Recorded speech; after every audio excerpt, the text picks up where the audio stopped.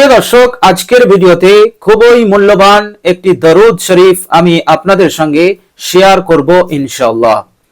প্রিয় দর্শক, এই মূল্যবান দরুদ শরীফটি আমাকে আপনাকে মাত্র 10 বার পাঠ করতে হবে, দিনে অথবা রাতে, অর্থাৎ 24 ঘন্টার মধ্যে যে কোনো সময় আমাকে আপনাকে 10 বার এই মূল্যবান দরুদ শরীফটি পাঠ করতে হবে। প্রিয় দর্শক, কষ্ট করে আমরা যদি এই আমলটি করতে পারি, আল্লাহ সুবহানাহু ওয়া তাআলা এই দরুদের বরকতে আপনার মনের নেক আশা, নেক আকাঙ্ক্ষা তিনি পূরণ করে দেবেন। বলুন সুবহানাল্লাহ।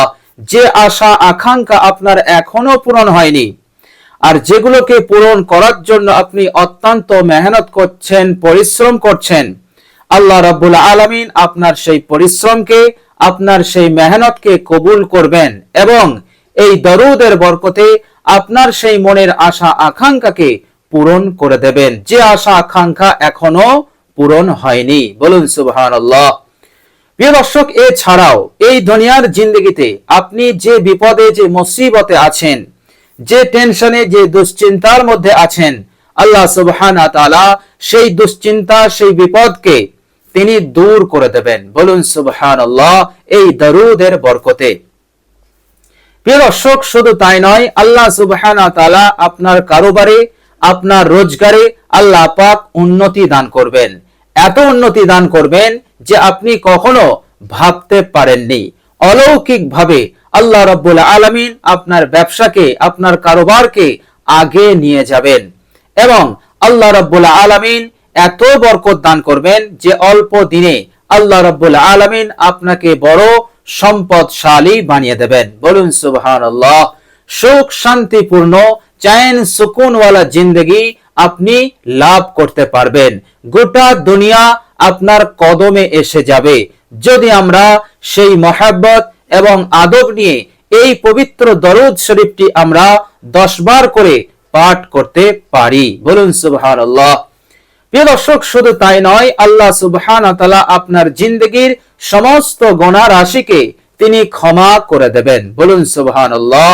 আপনার গুনাহ যদি পাহাড় সমান হয়ে থাকে, আপনি যদি কঠিন থেকে কঠিন গুনাহ করে থাকেন, যে গুনাহ মুখে বলা যাবে না, এতটাই কঠিন গুনাহ, আল্লাহ রাব্বুল আলামিন সেই গুনাহকেও নিজ দয়ায় এবং এই দরুদের বরকতে তিনি ক্ষমা করে দেবেন। বলুন সুবহানাল্লাহ। তো প্রিয় দর্শক, যত বড়ই গুনাহ হোক আর যত বেশি হোক, আল্লাহ পাক সমস্ত গুনাহকে ক্ষমা করে দিয়ে আল্লাহ পাক আপনাকে কবুল করে নেবেন। বলুন সুবহানাল্লাহ। প্রিয় দর্শক, এবং কিয়ামতের দিনে আল্লাহর নবী সাল্লাল্লাহু আলাইহি ওয়াসাল্লাম আপনাকে হাত ধরে সঙ্গে করে নিয়ে আপনাকে জান্নাতে নিয়ে যাবেন। বলুন সুবহানাল্লাহ। এত বড় নসিব, এত বড় সৌভাগ্য আল্লাহ পাক আপনাকে দান করবেন। বলুন সুবহানাল্লাহ, এই দরুদ শরীফের উপর আমল করার বরকতে। প্রিয় দর্শক, কিয়ামতের দিনটি কতটা কঠিন দিন, বিশ্বনবী সাল্লাল্লাহু আলাইহি সাল্লাম এক এক পর্যায়ে তার কঠিনতা এবং তার যে কিয়ামতের দিন যে কতটা ভয়ঙ্কর হবে সে সম্পর্কে আমাদেরকে সতর্ক করেছেন, আমাদেরকে আগাহ করে দিয়েছেন। বিশ্বনবী সাল্লাল্লাহু আলাইহি ওয়াসাল্লাম তিনি এক পর্যায়ে বলেছেন, ইয়া আইয়ুহান নাস ইন্নাকুম মাহশুরুনা ইলাল্লাহি হুফাতান উরাতান উজলান। আল্লাহর নবী সাল্লাল্লাহু আলাইহি সাল্লাম বলছেন, হে পৃথিবীর মানুষ। এখানে আল্লাহর নবী সাল্লাল্লাহু আলাইহি সাল্লাম পৃথিবীর সমস্ত মানুষকে সম্বোধন করলেন, মুসলিম, অমুসলিম, ইহুদি, খ্রিস্টান, যে শ্রেণীরই হোক না কেন, আল্লাহর নবী সাল্লাল্লাহু আলাইহি সাল্লাম তাদেরকে সম্বোধন করে বললেন, হে পৃথিবীর মানব মণ্ডলী, হে পৃথিবীর মানুষেরা, তোমরা একত্রিত হবে একদিন আল্লাহ রাব্বুল আলামিনের দরবারে। যখন তোমরা আল্লাহ রাব্বুল আলামিনের দরবারে একত্রিত হবে, তখন তোমাদের অবস্থা হবে হুফাতান উরাতান, অর্থাৎ নাঙ্গা বদন, নাঙ্গা পা, অর্থাৎ তোমাদের পায়ে চপ্পল থাকবে না, জুতো থাকবে না এবং তোমাদের শরীরে কোনো কাপড় থাকবে না। উলঙ্গ অবস্থায় তোমরা আল্লাহ রাব্বুল আলামিনের দরবারে একত্রিত হবে। বিশ্বনবী সাল্লাল্লাহু আলাইহি ওয়াসাল্লাম একথা বুঝিয়ে দিলেন যে তোমাদের সকলকে আল্লাহ রাব্বুল আলামিনের দরবারে এমন অবস্থায় একত্রিত করা হবে এবং তোমরা সেই দিনে নিজেদের নাজাতের জন্য এতটাই চিন্তামগ্ন থাকবে যে তুমি অপরের দিকে দৃষ্টিপাত করা তো দূরের কথা, তুমি নিজের শরীরের দিকেও তুমি দৃষ্টিপাত করবে না। এতটাই কঠিন চিন্তার মধ্যে তুমি মগ্ন থাকবে। আর তোমরা বলবে ইয়া নাফসি ইয়া নাফসি, আজ আমার কি হবে, আজ আমার কি হবে। প্রিয় দর্শক, কিয়ামতের দিনটি হচ্ছে কঠিন দিন। সেই দিনে যারা খুশি থাকবে, সেই দিনে যারা আনন্দিত হবে, তারা হচ্ছে আল্লাহ রাব্বুল আলামিনের মকবুল বান্দা। দুনিয়ার জিন্দেগিতে যারা যে সমস্ত আমল করে আল্লাহ রাব্বুল আলামিনের মকবুল হয়েছে, সেই সমস্ত আমলের মধ্যে তারা এই আমলটিও করেছে, আর সেটা হচ্ছে দরুদের ওপর আমল। প্রিয় দর্শক, আমরা যদি মহব্বত এবং আদবের সঙ্গে দরুদ শরীফের ওপর যদি আমল করতে থাকি, ইনশাআল্লাহ আপনিও আল্লাহ রাব্বুল আলামিনের মকবুল বান্দা হবেন। আর আল্লাহ পাকের মকবুল বান্দা হয়ে গেলে এই দুনিয়ার জিন্দেগিতে আল্লাহ পাক আপনার জিন্দেগিতে বরকত দান করবেন, সুখ শান্তি আপনি পেয়ে যাবেন, আর কিয়ামতের দিনে কোনো ভয় কোনো ডর আপনার থাকবে না। আল্লাহর নবী সাল্লাল্লাহু আলাইহি ওয়াসাল্লাম বলেছেন, মানুষের যখন মৃত্যু হয় এবং সেই মাইয়াতকে যখন কবরে নিয়ে যাওয়া হয়, তো ফাইন কানাত সালিহা, তো সেই ব্যক্তি যদি নেককার হয়, সালিহ হয়, তখন সে বলে কদ্দামুনি কদ্দামুনি, আমাকে তাড়াতাড়ি নিয়ে চলো, আমাকে তাড়াতাড়ি কবরে নিয়ে চলো।